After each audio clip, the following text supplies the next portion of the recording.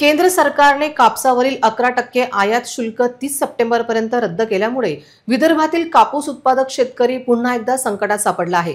सरकारच्या या निर्णयामुळे आधीच कापसाला पडलेल्या भावात आणखी घट होण्याची शक्यता निर्माण झाली आहे। शेतकऱ्यांची बाजू मांडणारे सक्षम नेतृत्व नसल्याने शेतकऱ्यांची कोंडी होत आहे। मागील काही वर्षापासून निसर्गाच्या लहरीपणामुळे आणि बाजारभावातील चढ उतारांमुळे विदर्भातील शेतकरी हैराण झाला आहे।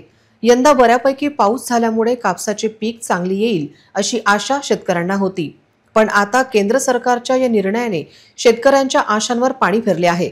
शेतकरी संकटात सापडला असून व्यापारी मात्र मालामाल करण्याची केंद्राची योजना आहे। आयात शुल्क काढल्यामुळे परदेशातून मोठ्या प्रमाणात कापूस देशात येईल।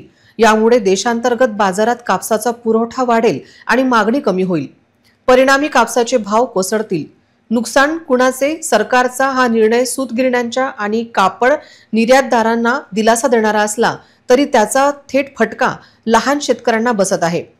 एकीकडे सरकार किमान आधारभूत किंमत जाहीर करून शेतकऱ्यांना आधार देण्याचे नाटक करते आणि दुसरीकडे आयात शुल्क काढून परदेशी कापसाला देशात मोकळी वाट करून देते।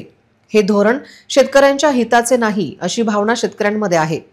विदर्भात आता कापसाच्या हंगामाची तयारी सुरू झाली आहे। पीक चांगले येण्याची शक्यता असताना सरकारचा हा निर्णय शेतकऱ्यांच्या जखमेवर मीठ सोडल्यासारखा आहे। सरकारने या निर्णयाचा पुनर्विचार करून शेतकऱ्यांना योग्य भाव मिळेल याची खात्री द्यावी अशी मागणी आता जोर धरू लागली आहे। त्यामुळे शेतकऱ्यांच्या घरात असलेल्या कापसाला यंदा तरी भाव मिळण्याची शक्यता नाही। त्याचबरोबर खरीप हंगामाचा कापूस हातात आल्यावर व्यापारी म्हणतील त्या भावात कापूस विकावा लागणार आहे।